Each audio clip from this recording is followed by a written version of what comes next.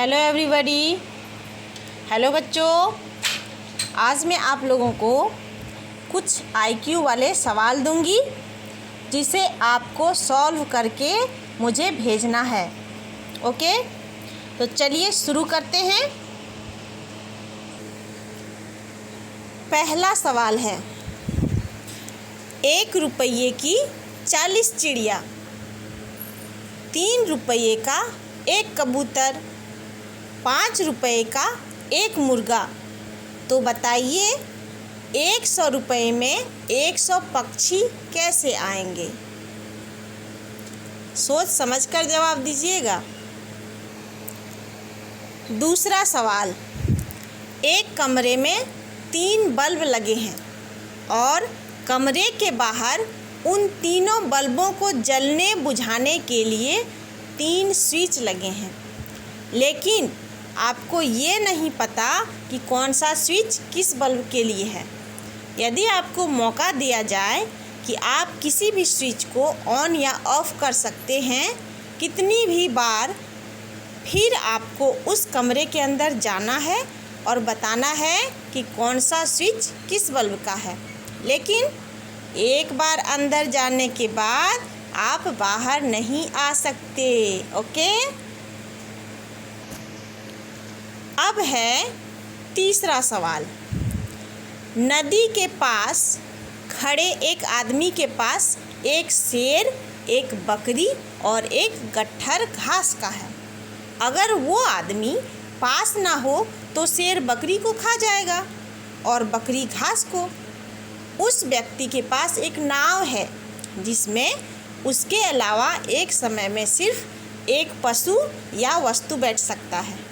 अगर उसे नदी पार करनी है और सभी को सही सलामत उस पार पहुंचाना हो तो ये कैसे मुमकिन है? वो व्यक्ति कितने भी बार इस पार और उस पार आ जा सकता है? ओके, तो दिमाग लगाइए। अब है चौथा सवाल। एक औरत ट्रेन में सफ़र कर रही थी। जब ट्रेन प्लेटफॉर्म पर रुकी तो उसका पति पानी लेने गया और तभी टीटी आ गया। टीटी ने टिकट मांगा तो उस औरत ने कहा कि टिकट मेरे पति के पास है। टीटी ने उसके पति का नाम पूछा तो उस औरत ने बताया कि हमारे यहाँ पति का नाम नहीं लेते। जब टीटी ने जोर दिया तो औरत ने कहा, मेरे पति का नाम वह है जिससे ट्रेन चलती है और रुकती है। टीटी समझ गया और चला गया।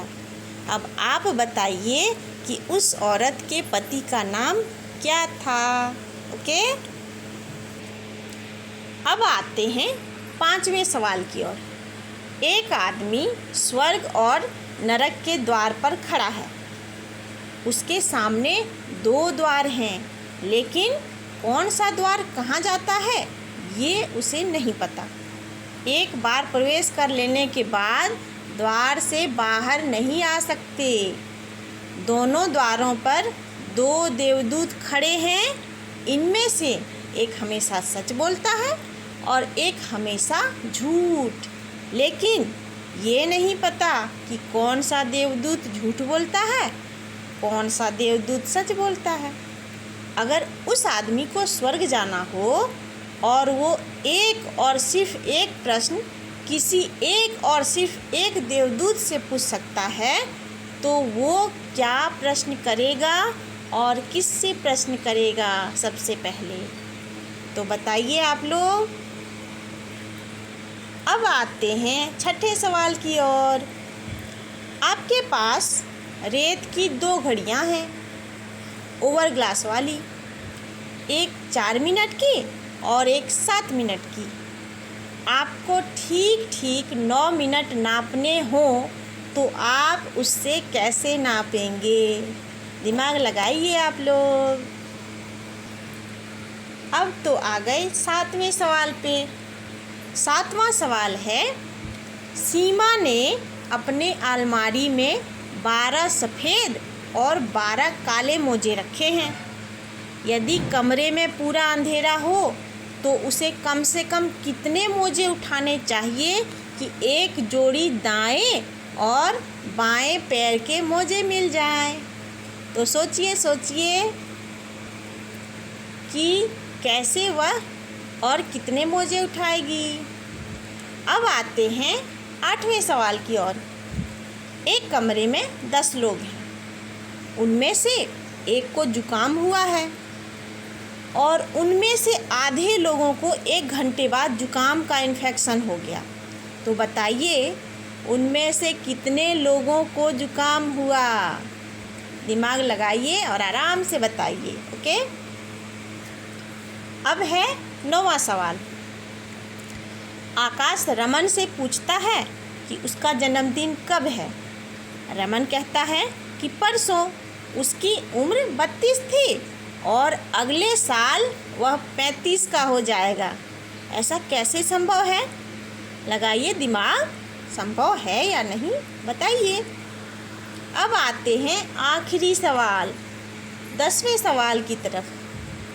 आप नदी के पास हैं और आपके पास 5 लीटर का और 1 लीटर का नापने का डिब्बा है।